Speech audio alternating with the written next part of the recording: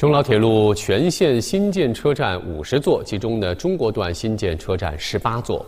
目前，中老铁路开通初期投入运营的25座车站已经做好了开通准备。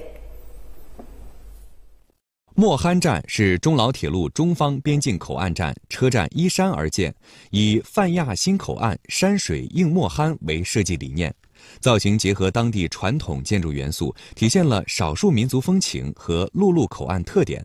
采用一体化设计和跨境互联技术，具备快速通关功能。欢迎来到中国莫憨，萨瓦迪班达滩林底顿哈马霍萨坦尼博憨。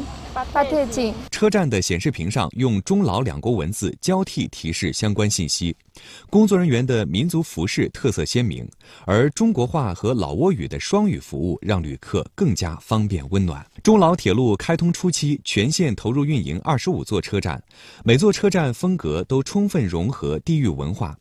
普洱站候车大厅屋顶一片片茶叶造型，体现了茶马古道、云滇驿站的特色。西双版纳站屋顶犹如孔雀开屏，体现了雀舞彩云、灵动版纳的设计理念。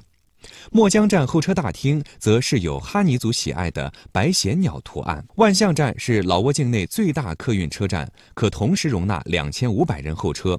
围绕檀木之城、森林之都的主题，站内顶棚还把代表中国文化的中国结与老挝国花战巴花完美融合，组合成象征中老友谊的图案。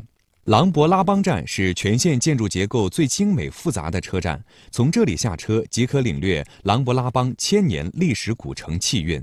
中老铁路各站一站一景，融入了民族文化和地域风情。我们的站台和候车室也用中老两国文字滚动播出，我们的客运人员也能用中老两国语言进行对话，为旅客出行提供了便利。